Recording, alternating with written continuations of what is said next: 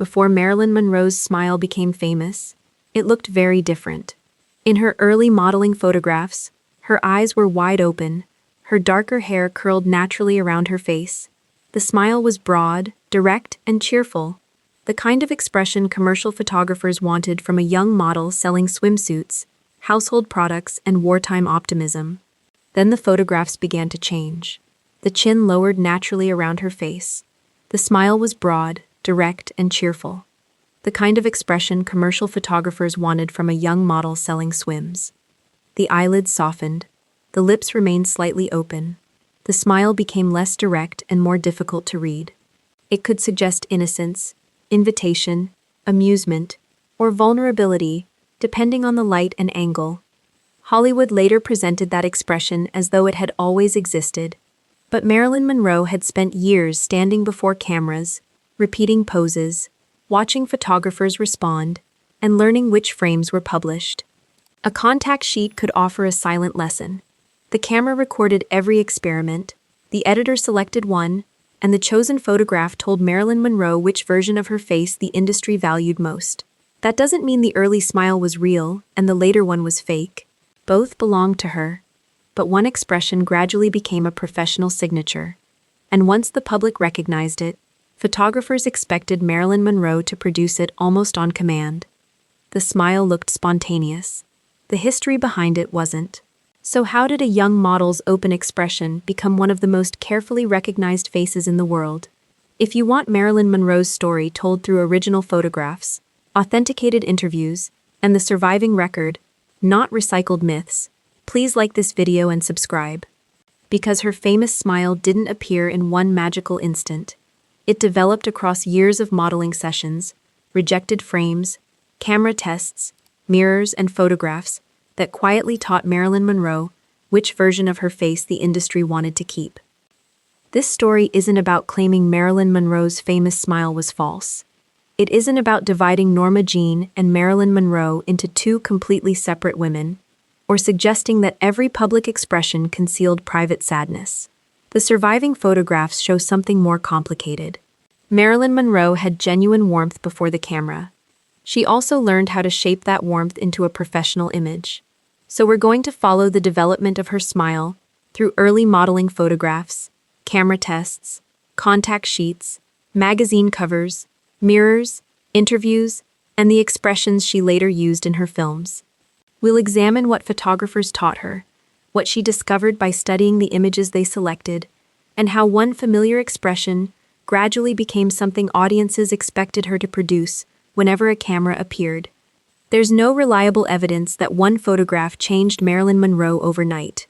The change happened across years, frame by frame, session by session. The smile became more controlled, but it didn't become empty. It became a tool Marilyn Monroe could use for publicity, comedy, character, and professional survival. And to understand how that happened, we have to return to the photographs taken before the world knew exactly what it expected Marilyn Monroe's face to look like.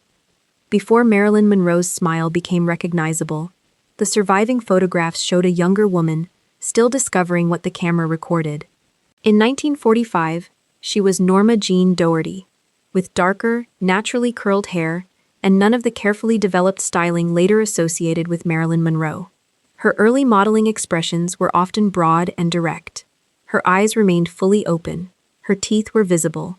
Her shoulders faced the camera without the lowered chin, heavy eyelids, and slightly parted lips that would later become familiar around the world. That earlier smile suited the work available to a beginning commercial model. Photographers wanted brightness, health, approachability, a face that could appear cheerful beside a swimsuit, a household product, or a magazine feature. But even these early assignments required more than simply standing still and looking attractive.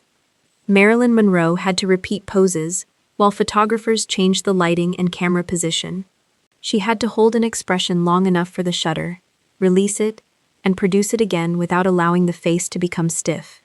Every session created variations: a wider smile, a smaller one, the chin raised or lowered, the face turned slightly toward the light. Marilyn Monroe could observe which photographs photographers praised, which ones magazines published, and which expressions disappeared with the rejected frames. That doesn't make the early smile more authentic than the one she later developed. Both belonged to her, but the later expression carried the evidence of practice. Before a studio contract, before platinum hair, and before the name Marilyn Monroe appeared on a theater marquee, photography was already teaching her that the smallest change in a face could alter the story an audience believed. Her next education would be more organized. It began when she entered the Blue Book Model Agency. The Blue Book Model Agency gave Marilyn Monroe something her earliest photographs couldn't provide on their own: repetition under professional direction. Agency head Emmeline Snively represented young women for commercial assignments, advertisements, catalog work, and pin-up photography. The goal wasn't to create a movie star. It was to make a model dependable enough to produce usable photographs again and again.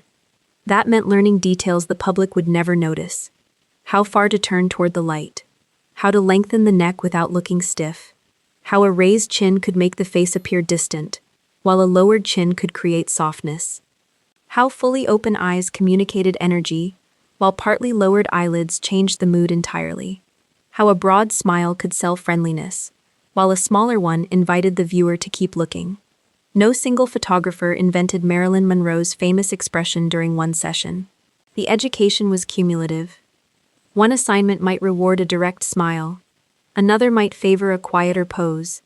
A photographer could ask for less movement, more movement, a different angle, or another version of the same expression. Then the film was developed. Certain frames were printed, others were ignored. That selection process became a form of instruction. Marilyn Monroe could see which versions of her face were considered useful and which ones disappeared before publication. She wasn't only learning how to pose, she was learning how still photography creates meaning. A brief movement could become permanent. A passing expression could be separated from everything that came before and after it. And once that expression was published often enough, audiences could begin treating it as personality. The camera wasn't simply recording Marilyn Monroe, it was teaching her how one fraction of a second could become an identity. Still photography had taught Marilyn Monroe how one expression could be frozen. Film taught her something else. A motion picture camera didn't capture only the final smile. It captured the moment before it arrived, the way the face changed, and what remained after the expression faded. That difference mattered when 20th Century Fox tested her for the screen in 1946. The test was not built around a dramatic speech or a complicated scene. Marilyn Monroe was asked to move through simple physical actions: walking, sitting, turning, and creating a silent impression for the camera. Those movements could have looked ordinary. Instead, the camera seemed to notice every transition. When she walked, the body created shape before she reached a pose. When she sat, the face changed as she became aware of the lens. When a smile appeared, it didn't arrive as a fixed mask. It seemed to travel through the whole expression. A still photograph could preserve the best fraction of a second. Film recorded how Marilyn Monroe reached that fraction. That was the early difference between modeling and screen presence. A model could offer the camera a finished image. An actor had to make the viewer believe the image had appeared naturally through behavior. The 1946 test didn't instantly create the complete Marilyn Monroe the public would later recognize. The studio still had to shape the name, hair, voice, makeup, costumes, roles, and publicity around her. But the moving camera confirmed something photographers had already begun to understand. Marilyn Monroe's face didn't simply look good in one selected frame. It changed well, and that ability would become essential to the smile the world remembered. Because the famous expression wasn't only about the mouth. It was about the moment the viewer believed the smile had just begun. By 1952, Marilyn Monroe had appeared in films and countless publicity photographs. But she was still moving from recognizable actress to national star. Philippe Halsman photographed her for life during that turning point. The surviving images from the session don't show one unchanging Marilyn Monroe. They show variation. In some frames, she smiles broadly. In others, she turns her body, lowers her chin, plays with costume and movement, or allows the expression to become quieter. Halsman encouraged energy rather than stiffness. Marilyn Monroe responded with the playfulness, physical awareness, and direct relationship with the camera that photographers had been noticing for years. One portrait was chosen for the April 1952 cover. Marilyn Monroe's face fills the frame. Her eyelids are lowered, her lips are slightly separated. The expression appears sensual, but it also carries softness and a hint of uncertainty. The cover introduced her as the talk of Hollywood. That phrase mattered. It told readers that Marilyn Monroe was no longer simply appearing in movies. She had become someone the culture was being invited to watch. But the public saw only the selected portrait. It didn't see every adjustment made during the session, every expression that led nowhere, or the other possible versions of Marilyn Monroe preserved in neighboring photographs. That is what selection does. A full session contains movement, trial, laughter, concentration, and change. A cover removes one fraction of a second and gives it authority. Once millions of people encountered that chosen expression, the photograph began doing more than presenting Marilyn Monroe.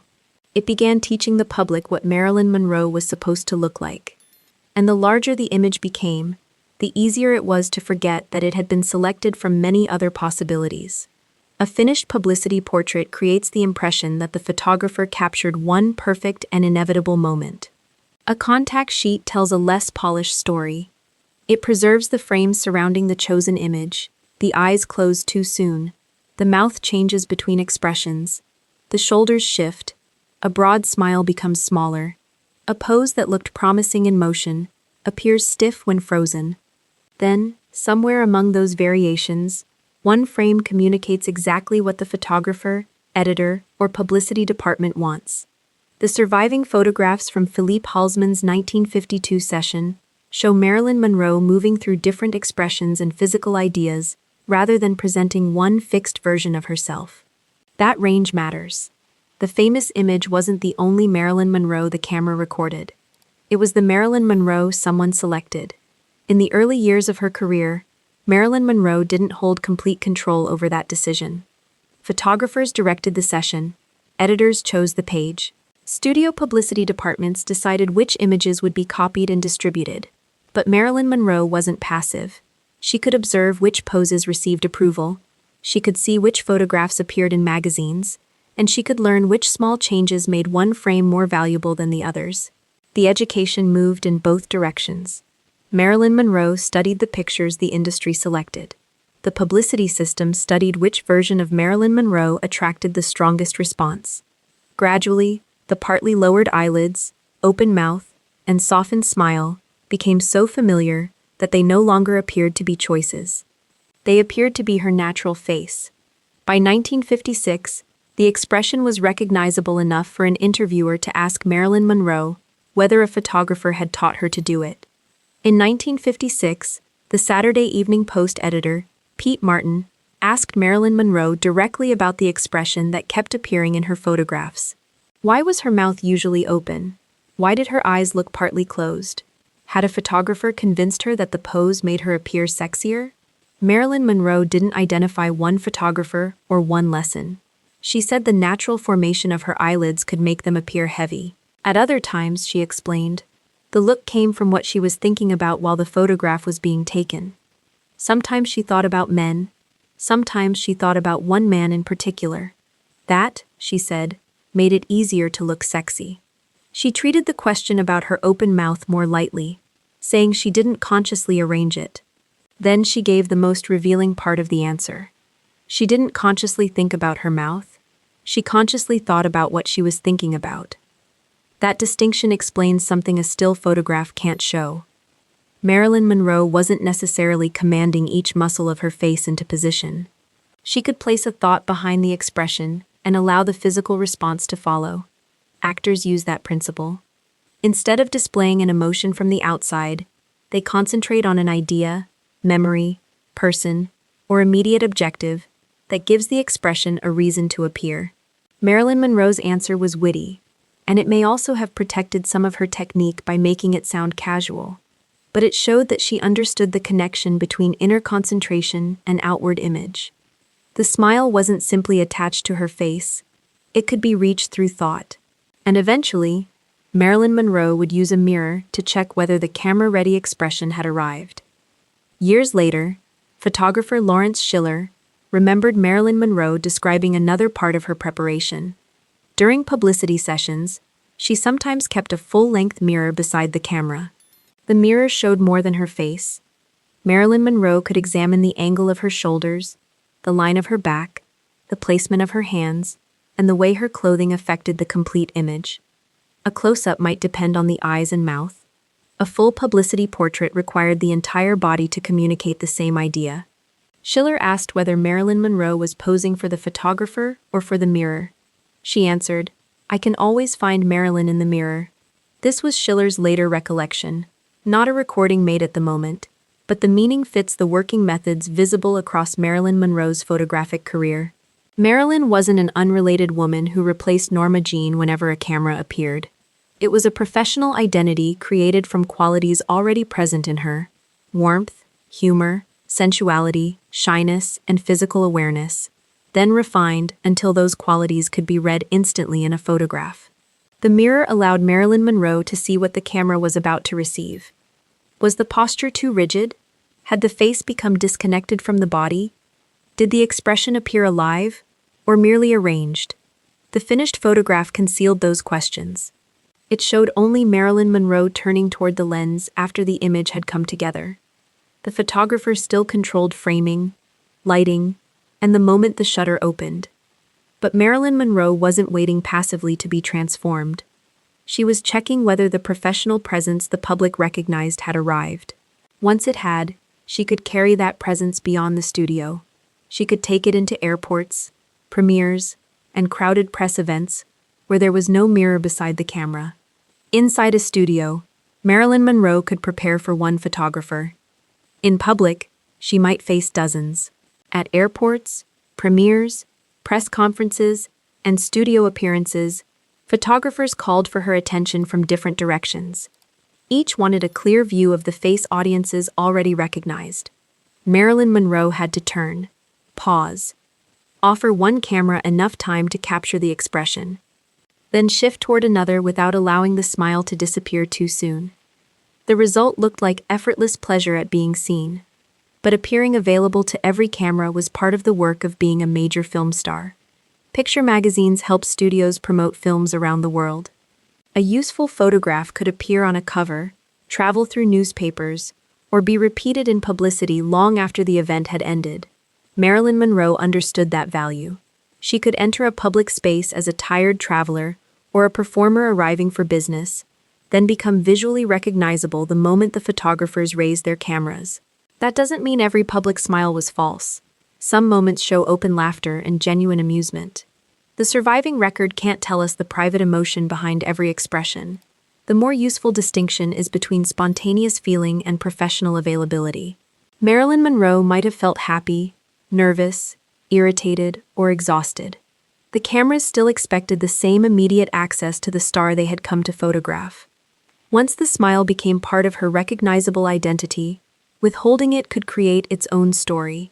A neutral face might be reported as unhappiness. A moment of distraction could be interpreted as distress. The professional smile protected the public image by giving photographers what they expected before they could invent an explanation for its absence. But photographs taken by people Marilyn Monroe trusted show that this familiar expression was only part of her range. Photographers such as Eve Arnold, Sam Shaw, and Milton H. Green recorded expressions that didn't fit as neatly into Marilyn Monroe's standard publicity image.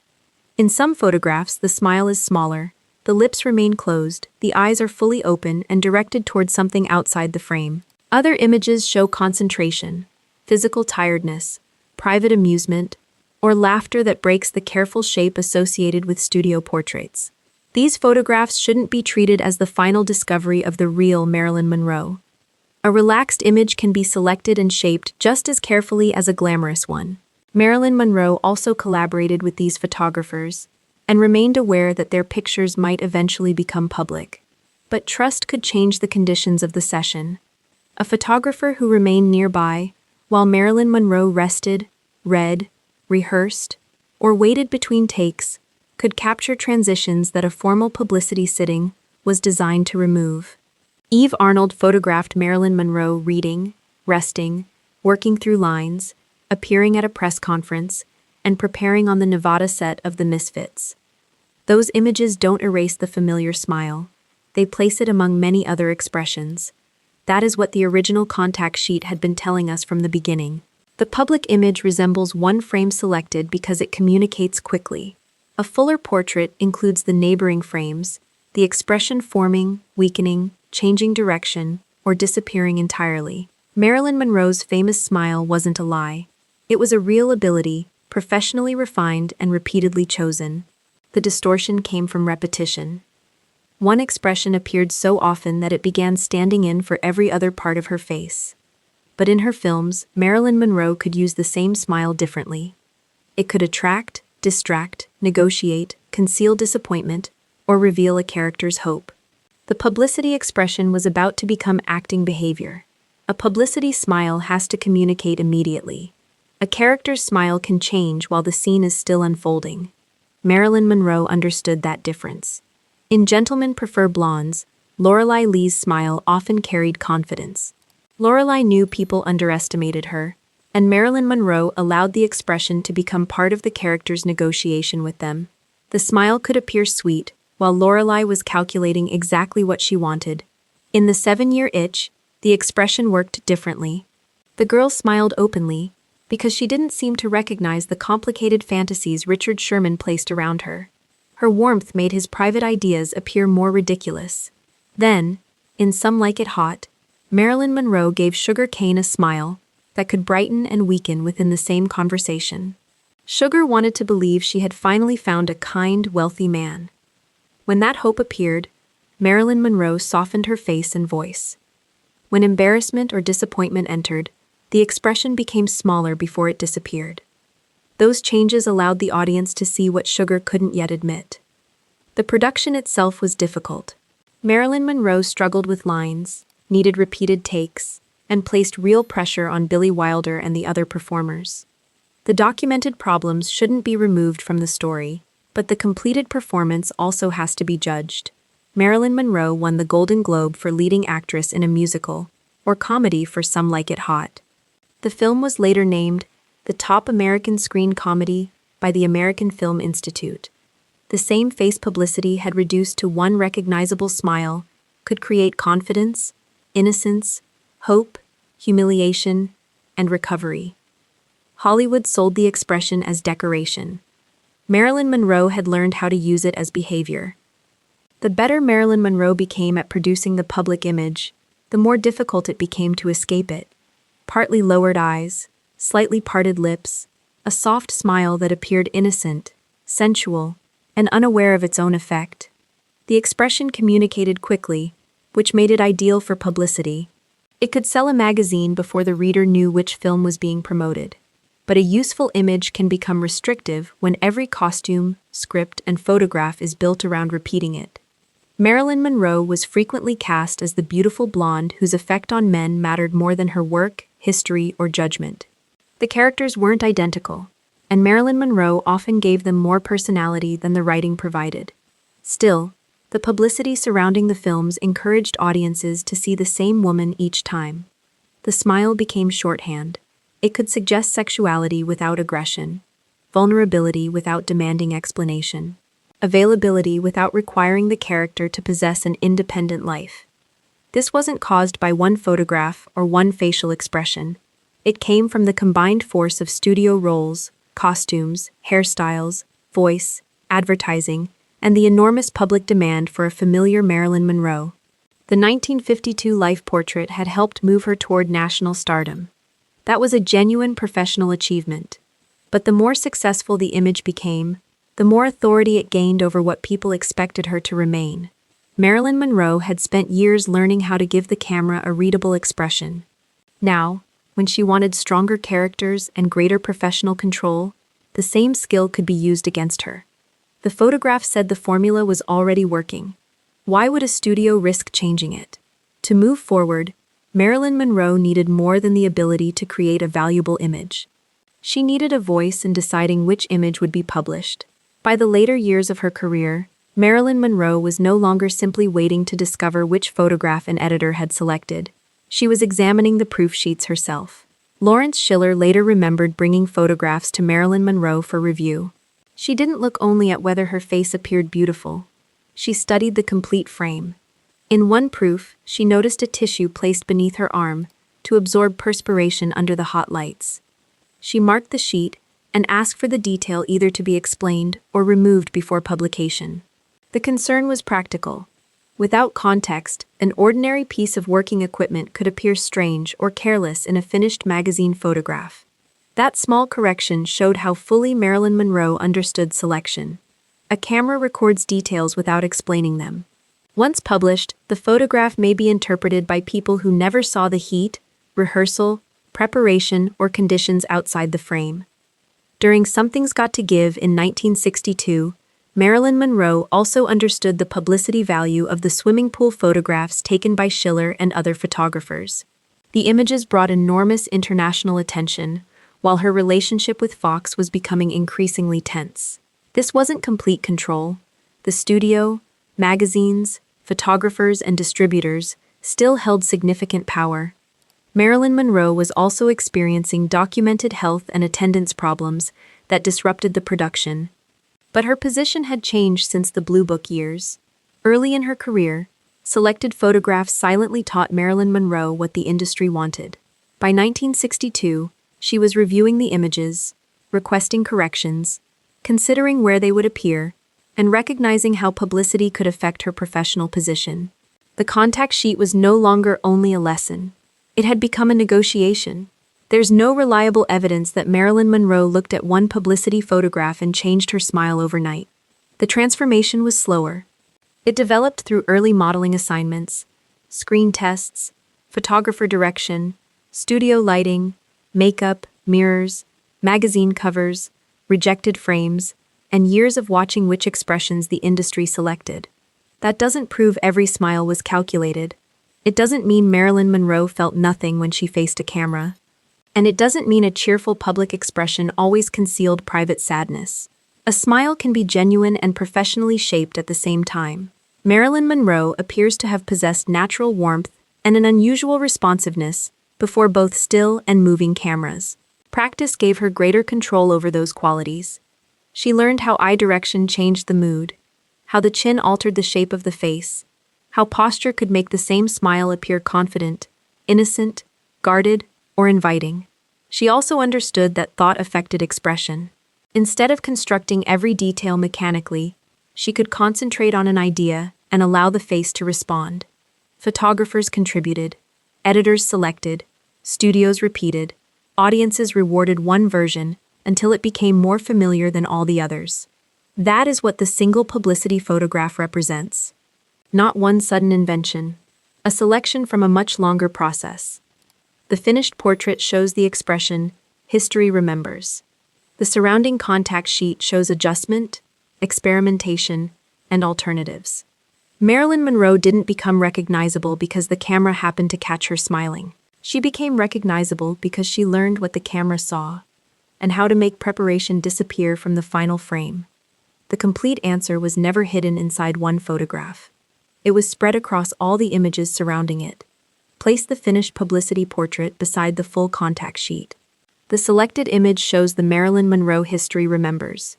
Her eyelids are lowered, her lips are slightly open, the smile appears soft, sensual, and effortless. The contact sheet shows everything the finished portrait leaves out: the wider smiles, the neutral expressions, the turns that didn't work, the blinks, the adjustments in posture, the moments before the familiar expression arrived and after it had already disappeared. Marilyn Monroe didn't look at one photograph and suddenly invent a new smile. She spent years looking at photographs. She watched which frames photographers praised. She saw which expressions magazines printed and which ones remained unseen. She studied mirrors, lighting, posture, eye direction, and the connection between thought and outward expression. Over time, she learned how to reach the image the camera wanted. But she also learned something more difficult. Once the public accepted one expression as Marilyn Monroe, every other expression became easier to overlook. The famous smile was real, so was the work behind it. It carried natural warmth, professional technique, photographer direction, editorial selection, and public expectation at the same time. No single person created it alone. But Marilyn Monroe was never merely the face. Waiting at Monroe was never merely the face, waiting at the end of someone else's camera. Now picture her standing before a studio lens with a full-length mirror nearby. For a moment, her face is neutral. She checks the position of her shoulders. She raises her eyes. Then the smile begins. Not because someone has ordered her to become Marilyn Monroe, but because she knows exactly when the image is ready. Hollywood selected the photograph. Marilyn Monroe had learned how to create the moment worth selecting. If this story changed the way you see Marilyn Monroe's famous smile, please like this video and subscribe. Here, we follow her life through original photographs, authenticated interviews, studio records, and the performances themselves, not recycled mythology. And tell us in the comments, when you look at Marilyn Monroe's smile now, do you see natural warmth, professional technique, or both working together?